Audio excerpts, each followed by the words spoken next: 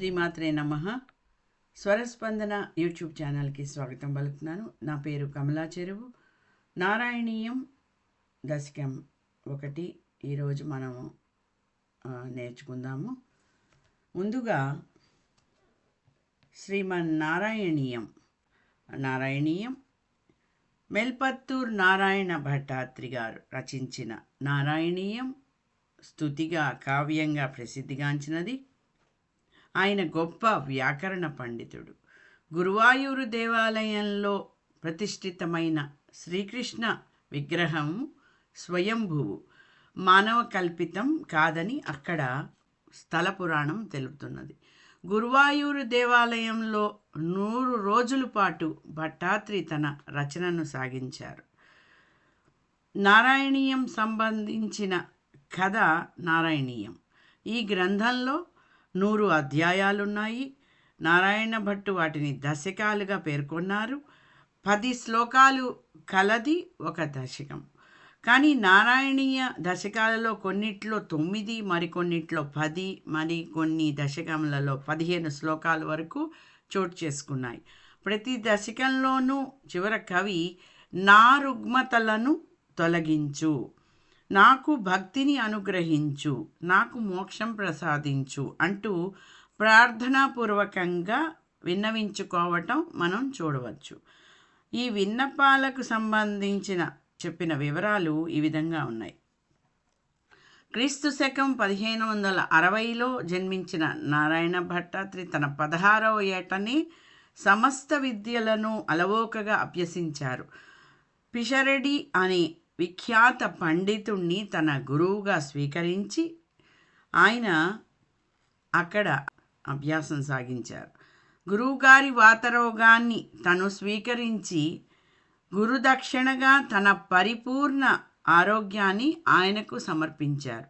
కోరి తెచ్చుకున్న వాతరోగం ప్రకోపించిన స్థితిలో ఆయన ఆ బాధను తొలగించుకునే నిమిత్తంలో భాగవత రచన ప్రారంభించి దానికి నారాయణీయం అని పేరు పెట్టారు. గురువాయూరు దేవాలయంలో 100 రోజుల పాటు భట్టాత్రి తన రచనను సాగించారు. ఆశ్చర్యకరమైన విషయం ఏమిటంటే ఆ గ్రంథ రచన పూర్తి చేసి శ్రీకృష్ణ దర్శనం పొందే నాటికి ఆయన వయస్సు కేవలం 27 ఏళ్ళు మాత్రమేట.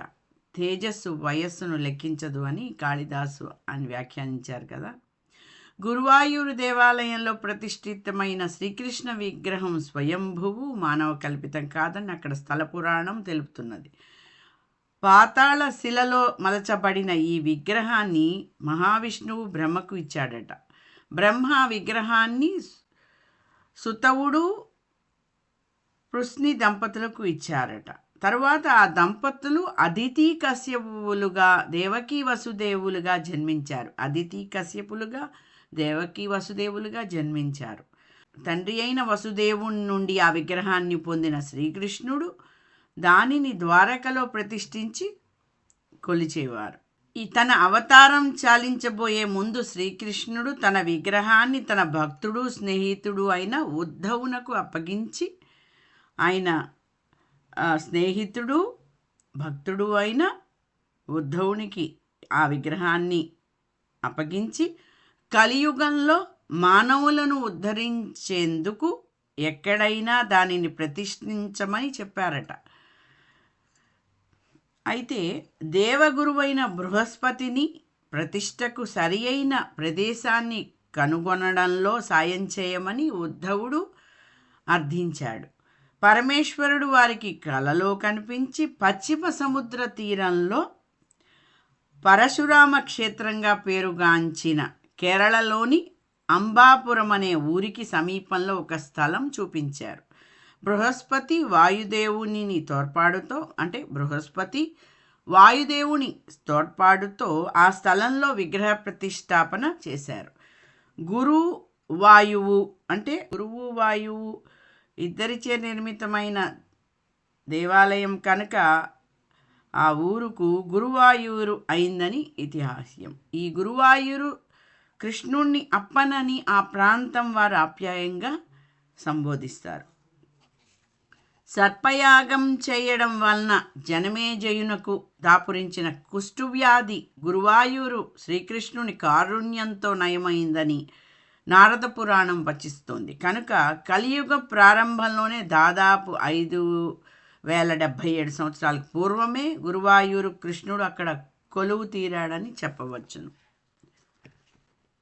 ముఖ్యంగా ఈ నారాయణీయం పఠించడం వలన ఉపయోగాలు ఏంటి అనేది మనం తెలుసుకోవాలి. నారాయణీయం మహాభాగవత సంగ్రహీకరణ కావడం వలన భాగవతంలో చోటు చేసుకున్న విశేష భక్తి సిద్ధాంత అవగాహన దశకాలలో ఎంతో ముఖ్యం అన్నమాట. అంటే ప్రత్యేకించి కృష్ణావతార దశకాలలో ఎంతో ముఖ్యం. పఠించడానికి సుగమంగా ఉండాలనే ఉద్దేశంతోనే సంస్కృతంలోని శ్లోకాలను మనకు ఈ విధంగా తెలుగులో అనువదించి ఇచ్చారు. నారాయణీయం పారాయణం చేసి ఆ శ్రీమన్నారాయణుని పట్ల మనకి ఎంతో జీవన సాఫల్యం పొందగలరని ఆ నారాయణీయం అన్ని కావ్య లక్షణాలు చోటు చేసుకుని భాగవతంలో కపిలుడు తల్లి దేవహూతికి బోధించిన సంఖ్యాయోగాన్ని, అంటే ఈ విధంగా మనం క్లేశాలను తొలగించుకోవడానికి ఈ నారాయణీయాన్ని పఠించి ఎన్నో రుగ్మతలను పోగొట్టుకున్నవారు మనకి కనిపిస్తూ ఉన్నారు. నారాయణీయంలో ఎన్నో విశేషాలు చోటు చేసుకున్నాయి. ఎన్నో వేల జన్మల పుణ్యఫలం ఉంటే కానీ ఈ జీవికి నారాయణుని గుర్తు చేసుకోము. అలా స్ఫురణ కలిగిన వారిలో కోటిలో ఒక్కరైనా ఆ నారాయణుని త్రికరణ శుద్ధిగా ఆరాధించే భాగ్యం రాదు. అటువంటి భాగ్యశాలులలో ఏ కొందరో ఆ దేవుణ్ణి అనుగ్రహం పరిపూర్ణంగా లభిస్తుంది. భగవంతుడు యావన్మందిని ఆ భాగ్యశాలురుగా రూపొందించాలని మనస్ఫూర్తిగా కోరుకుంటున్నాను. అద్భుతమైన స్తోత్ర గ్రంథం నారాయణీయం అనడానికి ఇంకే వేరే ఉదాహరణ అవసరం లేదు. 18,000 భాగవత శ్లోకాలుని 1036 శ్లోకాలుగా అందమైన స్తుతి కావ్యంగా నారాయణీయం రూపుదిద్దుకున్నాయి. శ్రీకృష్ణ చరిత్రను మూలంతో పోల్చి పఠిస్తున్నప్పుడు భాగవతానికి సమాన స్థాయిలోనే ఉన్నట్లుగా మనం భావిస్తాము. ముఖ్యంగా అవతారికలో 4 దశకాలు, సృష్టిలయాల్లో 5 నుంచి 10 దశకాలు, అవతారాలు భక్తుల వృత్తాంతాలులో 11వ దశకం నుండి 36వ దశకం వరకు ఉంటుంది. కృష్ణావతార సమగ్రతలో 37వ దశకం నుండి 100వ దశకం వరకు, అంటే 88వ దశకం వరకు ఉంటుంది. యోగాలు మేళనంగా భక్తి అంటే 89వ దశకం నుండి 100వ దశకం వరకు ఉంటుంది. ఇట్లా ఈ విధంగా నారాయణీయంలో 11 కానీ 15 కానీ ఉంటాయి. శ్రీమన్నారాయణీయం దశకం 1 భగవంతుని కీర్తి మహిమలు, దశకం 1 నారాయణీయం